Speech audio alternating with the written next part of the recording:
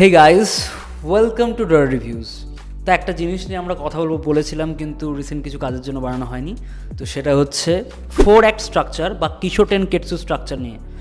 এবার 3 অ্যাক্ট স্ট্রাকচারের ভিডিও আমাদের বানানো আছে, যদি না দেখে থাকেন তাহলে আই বাটন বা ডেসক্রিপশন বা কমেন্ট বক্সে পিন করা থাকবে, দেখে নিন। এবার এই 3 অ্যাক্ট স্ট্রাকচার ওয়েস্টার্ন সিনেমায় খুব বেশি ফলো করা হয়। এবার এই 4 অ্যাক্ট স্ট্রাকচার বা কিশোটেন কেটসু স্ট্রাকচার এগুলো এশিয়ান সিনেমায় বা জাপানিজ এবং চাইনিজ সিনেমাতে বা কোরিয়ান সিনেমাতেও কিন্তু ইউজ করা হয়। তো এই কারণে আজকে আমরা এক্সপ্লোর করার চেষ্টা করবো এই জিনিসটা কি, হোয়াট ইজ কিশোটেন কেটসু স্ট্রাকচার। তো এটা যখন প্রথম আমি শুনি আমার খুব ইন্টারেস্টিং লেগেছিল যে আ প্লট উইদাউট কনফ্লিক্ট, মানে স্ট্রাকচারটাকে বলা হয় আ প্লট উইদাউট ক্লাইম্যাক্স বা কনফ্লিক্ট। তাহলে এটা কী করে হয়? তো তারপরে আমি একটু ঘাঁটাঘাঁটি করার পর জানতে পারি যে অ্যাকচুয়ালি প্লট উইদাউট কনফ্লিক্ট না, ব্যাপারটা হচ্ছে প্লটে কনফ্লিক্ট থাকবে আর স্ট্রাকচার উইদাউট কনফ্লিক্ট। এখানে স্ট্রাকচারের কোনো পার্টিকুলার ক্লাইম্যাক্সের জায়গা থাকছে না। এবার এটা বোঝার জন্য আমাদেরকে একটু বুঝতে হবে এই কিশোটেন কেটসু এই নামটার অর্থ কী। কি মানে হচ্ছে দ্য ইন্ট্রোডাকশন, যেখানে গল্প শুরু হয়। শো মানে হচ্ছে ডেভেলপমেন্ট গল্পের। টেন মানে হচ্ছে টুইস্ট, একটা গল্পের টুইস্ট আসবে এবং গল্পের ডিরেকশন চেঞ্জ হয়ে যাবে। এবং তারপর হচ্ছে কেটসু মানে হচ্ছে দ্য কনক্লুশন, মানে এই যে গল্প টুইস্টটা এলো, এবার যে দুটো ডিরেকশনে দুদিকে গল্পটা চলে গেল, সেইখান থেকে কী করে কনক্লুশনে সব কিছু একসাথে টাই আপ হচ্ছে। তো এই টোটাল টার্মটাকেই বলা হয় কিশোটেন কেটসু স্ট্রাকচার বা 4 অ্যাক্ট স্ট্রাকচার। চাইনিজে এই জিনিসটাকে বলা হয় কিকু, মানে এই ফার্স্ট মানে প্রথম যে অ্যাক্টটা সেটাকে বলে কিকু, এই চাইনিজে বলা হয় এটাকে। এটার মানে এই সময় দেখা যায় কি যে কোনো ক্যারেক্টারের ব্যাপারে আমরা জানি, সেই কোন টাইমে দেখানো হচ্ছে, কোন জায়গায় দেখানো হচ্ছে, মানে স্টোরিটা ইন্ট্রোডাকশন করা হচ্ছে। তারপরে পোর্শনটাকে বা ডেভেলপমেন্ট পোর্শনকে বলা হয় শোকু, মানে হচ্ছে যে ওই যে ক্যারেক্টারগুলো দেখলাম তাদের যে ন্যারেটিভটা এবার কী করে এগোচ্ছে সেই পোর্শনটা, মানে এগোনোর পোর্শনটা, তাদের লাইফে কী চলছে এবং গল্পটা কোন জায়গায় মানে মোড় নেওয়ার আগে অবধি এই শোকু জায়গাটা চলে। তারপর টুইস্টটাকে বলা হয় টেঙ্কু, যেখান থেকে কিন্তু পুরো গল্পটা ডিরেকশনটা চেঞ্জ হয়ে যাচ্ছে। মানে এই দুটো যে গল্প প্রথম এখনো অবধি দেখলাম, এই শোকু আসার পর মানে এই টুইস্টটা আসার পর গল্পটা যেই দিক থেকে যাচ্ছিলো সেটা থেকে 180 ডিগ্রি টার্ন নিচ্ছে বা অন্যদিকে গল্পটা চলে যাচ্ছে। মানে প্রথম এই হাফ গল্পর সাথে এখান থেকে গল্পটা কিন্তু বিচ্ছিন্ন হয়ে গেল।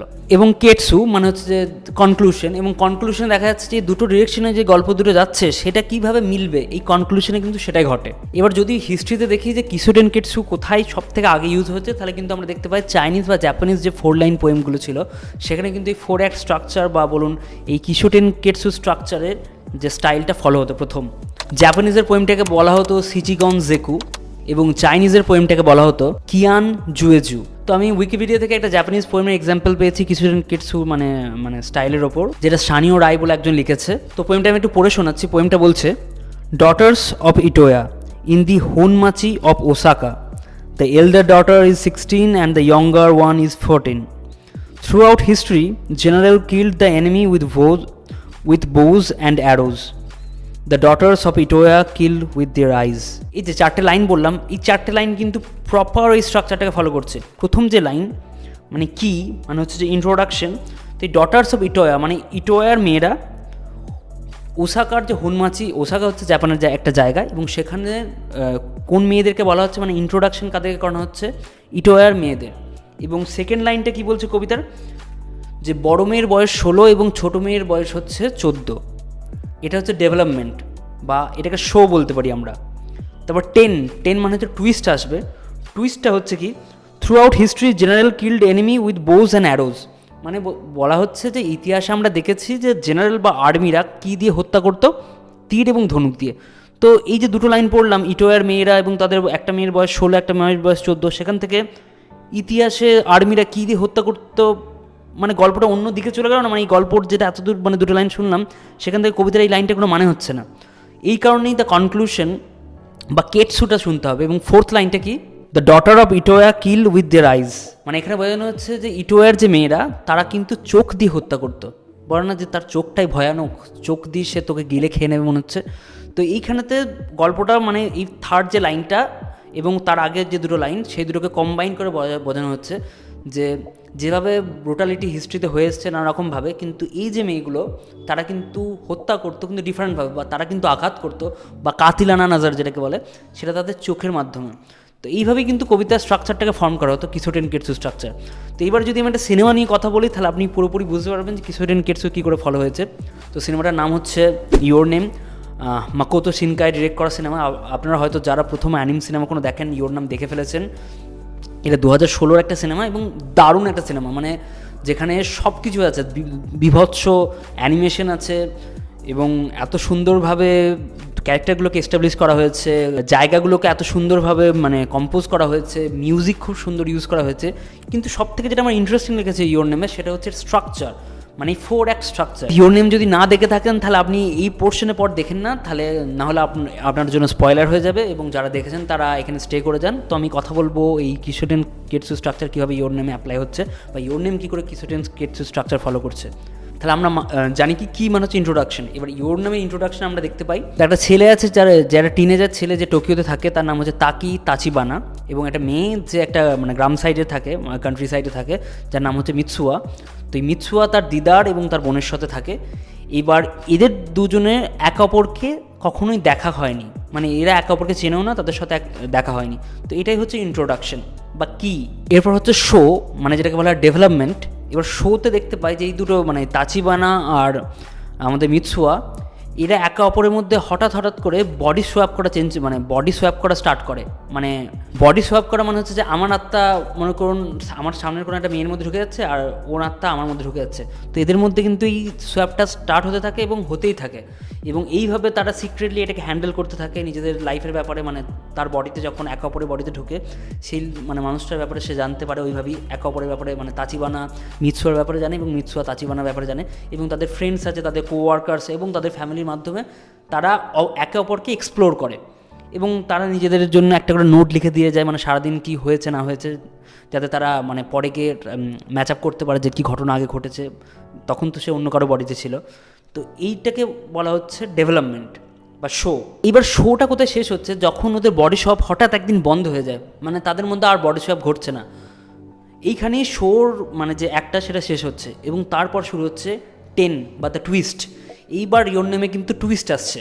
এবার কি টুইস্ট আমরা দেখতে পাচ্ছি, মিৎসুয়ার জন্য আমাদের তাচিবানার মনে একটা ফিলিংস তৈরি হয়েছে। এবার সে দেখা করতে যাবে মিৎসুয়াকে, এবং যখন সে তাকে দেখা করতে যাচ্ছে তার হোম টাউনে, তখন গিয়ে দেখছে যে হোম টাউনের কেউ নেই, এবং মিৎসুয়া এখন আর এক্সিস্ট করে না, সে 2 বছর আগেই মারা গেছে।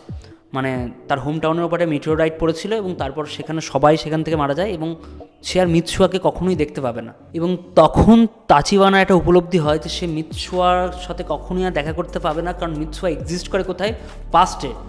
তার আর প্রেজেন্টে, মানে যেই টাইমেতে তাচিবানা আছে সেই টাইমেতে, এই মোমেন্টে তার কোনো এক্সিস্টেন্স আর নেই। এবং ফোর্থ যে স্ট্রাকচারটা বা ফোর্থ যে একটা, সেটা হচ্ছে কেটসু। কেটসু মানে হচ্ছে দ্য কনক্লুশন। এবার কনক্লুশনে কি দেখতে পাই আমরা, তাচিবানা পুরোপুরি চেষ্টা করছে, মানে নানা রকম উপায়তে, যারা সিনেমাটা দেখেছেন তারা জানেন যে কী সে করবে, যে পাস্টের সাথে কানেক্ট করার, এবং তাদেরকে মানে মিৎসুয়া এবং পুরো শহরের লোককে ইনফর্ম করার যে সেখানে তারা মেটেওরাইট এসে পড়বে এবং তাদেরকে শহর খালি করতে হবে, এবং নাহলে তারা বাঁচবে না।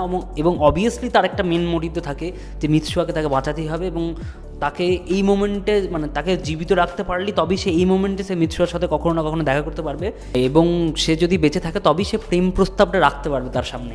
সে যদি বেঁচে নাই থাকে, সে যদি পাস্টেই থাকে, তাহলে তো এটা অসম্ভব। তো এই সব কিছু বাধা কাটিয়ে কী করে সে এটা করবে, মানে কী করে তাদেরকে বাঁচাবে, শর্ট লোকজনদের বাঁচাবে এবং মিৎসুয়াকে বাঁচাবে, এটাই এসে কনক্লুশনে আসে। এবার এই কারণেই এটা অ্যামেজিং, কারণ দেখুন প্রথম থেকে আমরা যেটা দেখছি যে অ্যাকচুয়ালি প্লটে আমাদের কী দেখানো হচ্ছে, যে দুটো মানে ক্যারেক্টার আছে যারা একে অপরের মধ্যে বডি সোয়াপ হচ্ছে। আমাদের বডি সোয়াপ জিনিসটাকে দেখে বিরাট ইন্টারেস্টিং লাগছে, এবং তারপর তাদের স্ট্রাগল, তাদের লাইফের কী কী প্রবলেম আছে, এবং তারা একে অপরের ব্যাপারে কী করে জানছে, এবং ফিলিংস তৈরি হচ্ছে একে অপরের মধ্যে। এইটা দেখার পর আমাদের কোয়েশ্চেন কি জাগছে, আমরা যেটা ভাবছি ক্লাইম্যাক্সে গিয়ে কী করে দেখা করবে, মানে ওদের মধ্যে কী করে দেখা হবে এবং কী করে ওদের মধ্যে প্রেমটা হবে, সেটার জন্য আমরা এক্সাইটেড। কিন্তু যখনই থার্ড অ্যাক্ট আসে, 10 অ্যাক্টটা যেটা আসে, মানে যেটাকে বলে দ্য টুইস্ট, সেইখানে আমরা দেখতে পাই যে গল্পর যে এতক্ষণ যে লাইনটা ছিল সেখান থেকে পুরো উল্টো দিকে চলে যায়। আমরা এতক্ষণ কী চাইছিলাম, যে তাদের মধ্যে প্রেম কী করে হবে, তারা দেখা কী করে করবে, মানে একজন টোকিওয় থাকে একজন গ্রামে থাকে। এইবার আমাদের মধ্যে কোয়েশ্চেন থাকছে, ও শিট, ও ফাক, এরা তো মারা গেছে, মানে মিৎসুয়া তো নেই, মিৎসুয়াকে কী করে। এখন আমাদের কোয়েশ্চেন হচ্ছে মিৎসুয়াকে বাঁচাতে হবে, মিৎসুয়া কি আদৌ বাঁচবে, ওই মানে তাচিবানা কি কোনোভাবেই মিৎসুয়াকে বাঁচাতে পারবে। প্রেমটা ইম্পর্টেন্ট নয়, তাদের দেখা করা ইম্পর্টেন্ট নয়, মিৎসুয়াকে বাঁচানোটা এখন ইম্পর্টেন্ট। মানে এখন স্টেকটা পুরো চেঞ্জ হয়ে গেছে, এবং লাস্ট অ্যাক্টে গিয়ে সব কিছু কম্বাইন হয়ে যায়, যেখানে আমরা দেখতে পাই যে তার যে হোম টাউনের ওপর যেটা ঘটেছিল, এবং সেই লোকজন থেকে মিৎসুয়াকে সে বাঁচিয়ে ফেলছে, এবং যেটা মেইন উদ্দেশ্য ছিল সিনেমার, যে তাচিবানার সাথে মিৎসুয়ার একটা প্রেমের কাহিনী দেখানো, তাদের মধ্যে একটা মেলবন্ধন দেখানো, সেটা আলটিমেটলি ডিফারেন্টভাবে ঘটছে এবং অ্যাকচুয়ালি ওটা ঘটছে। তো এই কনক্লুশনে গিয়ে কিন্তু এই যে মিৎসুয়ার বাঁচবে কি বাঁচবে না, শহরের কি ভবিতব্য, সেটার সাথে প্রথমের যে এতক্ষণ প্লটের যে কোয়েশ্চেনটা ছিল যে তাদের মধ্যে প্রেম হবে কি হবে না, দেখা হবে কি হবে না, এই সব কিছু কনক্লুশনে কিন্তু অ্যান্সার হয়ে যাচ্ছে।